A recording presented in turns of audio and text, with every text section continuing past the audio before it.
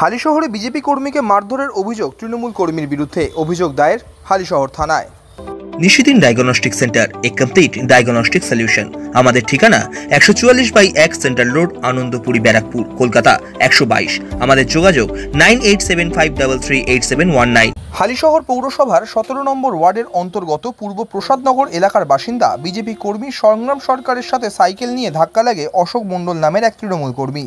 এরপরই বিজেপি কর্মীর উপর চড়াও হয়ে মারধর করা হয় বলে অভিযোগ। ঘটনা নিয়ে হালিশহর থানায় লিখিতভাবে অভিযোগ দায়ের করা হয়। কিন্তু বিজেপির অভিযোগ, নির্বাচনের ফল প্রকাশের পর তাকে এর আগেও ভয় দেখানো হয়েছিল। এবার তার উপর হামলা করা হলো তৃণমূল কর্মীর তরফ থেকে।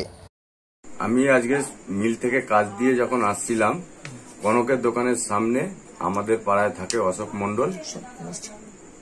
মণ্ডল এসে তখন আমার সাইকেলে ধাক্কা মেরে নানা রকম ভাবে গালাগালি খিস্তি শুরু করে। তখন আমি বলি যে গালাগালি খিস্তি করছো কেন? তখন আমাকে 3-4 ঘুষি চর থাবর মেরে আমাকে ফেলে দেয়। ফেলে দেওয়ার পরে তারপর ওইখানকার লোক আমাকে বাঁচায়।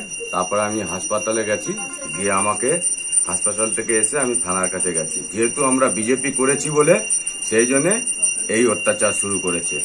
এই অশোক মণ্ডলের যার কথা বলে সে কে? সে এখানকার তৃণমূল করে, তৃণমূলে হারমাত বাহিনী। কেন, কি জন্য? তার সাথে আগে থেকে কোনো শত্রুতা ছিল? আমরা আগের থেকে কোনো শত্রুতা ছিল না, যেহেতু আমরা বিজেপি করি বলে সেই কারণে ওনাদের রাগ। অপরদিকে ঘটনা নিয়ে বলতে গিয়ে হালিশহর পৌরসভার 17 নম্বর ওয়ার্ডের পৌরপিতা তথা তৃণমূল কংগ্রেস নেতা শম্ভুনাথ ঘোষ অভিযোগ সম্পূর্ণ ভিত্তিহীন বলে দাবি করেন এবং গোটা বিষয়টি প্রশাসন তদন্ত করছে বলে জানান তিনি। দেখুন, দুজনকেই আমার চেনা, দুজনেই আমার পাড়ার ছেলে, ঠিকই বলেছেন। আর আজ আমি সকালবেলা ওই ব্যাপারটা শুনতে পেরেছি এবং এখন আমাদের ওখানে পাইপলাইনে কাজ হওয়ার জন্য দুদিকে রাস্তাটা খুব সংকীর্ণ হয়ে গেছে, কোনো সাইড মেনটেন করা খুব টাফ হয়ে যাচ্ছে।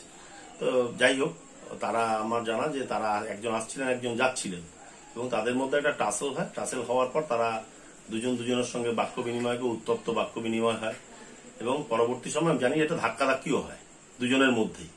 তারপর ওখানকার লোকাল লোক সেটাকে তাদেরকে সরিয়ে দেয়।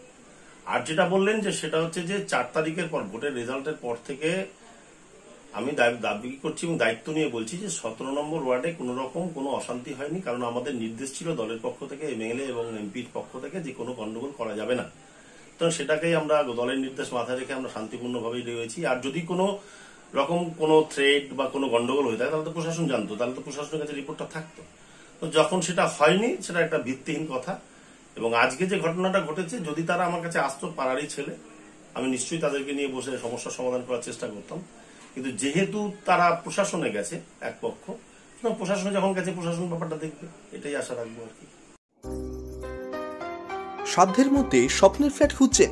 লাবণ্য গ্রুপের পক্ষ থেকে ব্যারাকপুর হরিসভা মন্দিরের নিকটে সোনাঝুরি আবাসন। থাকছে lift, top floor, set, 0% GST। এছাড়াও থাকছে ব্যাংক লোনের সুব্যবস্থা। ফ্ল্যাট বুকিং চলছে। আমাদের যোগাযোগ 7278200456।